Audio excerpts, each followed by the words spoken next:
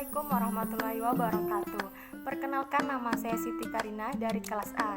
Di sini saya akan mereview tentang sejarah sastra pada periode 1900 sampai dengan 1933. Jangan lupa di like dan subscribe YouTube saya, Karina. Sastra pada periode 1900 sampai dengan 1933 dibagi menjadi 4. Yang pertama, bacaan liar. Yang kedua, sajak-sajak Muhammad Yamin dan Rostam Effendi. Yang ketiga, balai pustaka dan roman-romannya. Dan keempat, Sanusi Pane. Bacaan liar atau yang sering disebut dengan balai pustaka.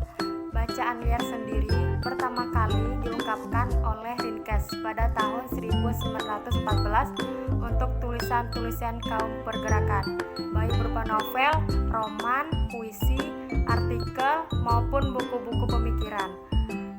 Bagi kaum pergerakan, bacaan merupakan alat penyampaian pesan dari orang-orang atau organisasi pergerakan pada kaum kromo. Sejarah sastra modern di Indonesia diawali dengan berdirinya Balai Pustaka.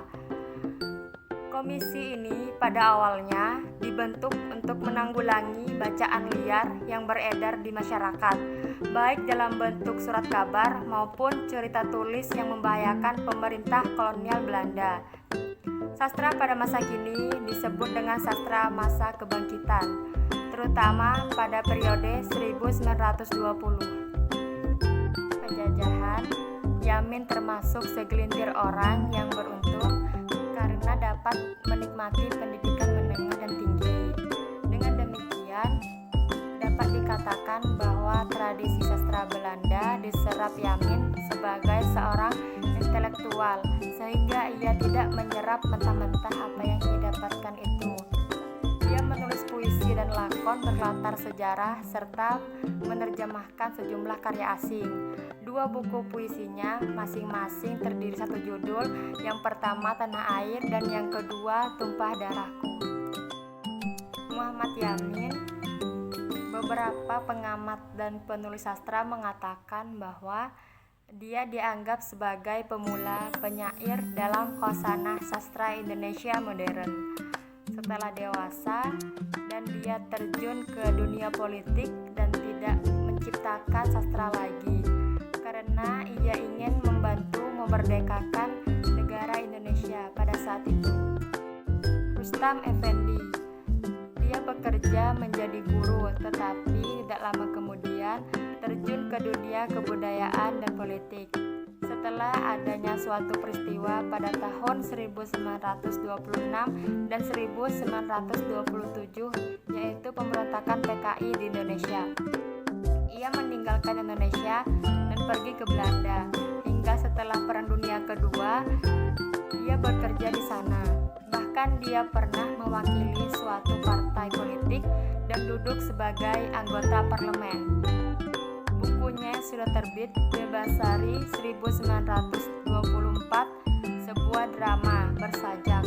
Buku ini dianggap sebagai drama pertama dalam sejarah sastra Indonesia modern yang pernah ditulis bahkan dalam bentuk sajak, dan percikan permenungan 1926 kumpulan puisi.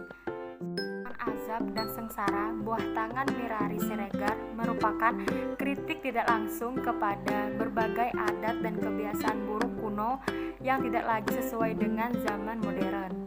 Roman tersebut merupakan roman pertama tentang kawin paksa dan buah tangan. Muhammad Qasim, yaitu Muda Teruna 1922, yang berupa hikayat. Persoalan pemilihan jodoh dan campur tangan orang tua dalam pernikahan anaknya terdapat pula dalam roman lain terbitan Balai Pustaka, misalnya yang berjudul yang pertama Karam dalam Gelombang Percintaan, yang kedua Buah Tangan Kejora Pertemuan, yang ketiga Buah Tangan Abbas Sultan Pamunjuntak Salah Pilih, yang keempat karangan Nur Sultan Iskandar Cinta yang Membawa Maut, yang kelima karangan Abdul Ager dan Nur Sinah Iskandar. Terpenting yang diterbitkan Balai Pustaka pada tahun 20 ialah Salah Asuhan 1928, Buah Tangan Lebih Realistis. 4. Sanusi Pane. Sanusi Pane, sastrawan Indonesia angkatan Pujangga Baru. Pada 1929 sampai dengan 1930, ia mengunjungi India. Kunjungan ke India ini sangat mewarnai pemandangan kesusastraannya.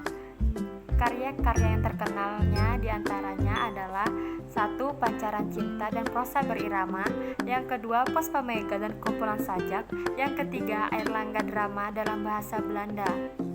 Tiada satupun di antara kedua pihak berhak mencaci maki.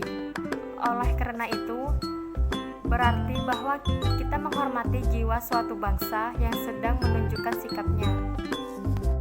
Terima kasih sudah menyaksikan review dari saya. Jangan lupa di like, komen, dan subscribe. Wassalamualaikum warahmatullahi wabarakatuh.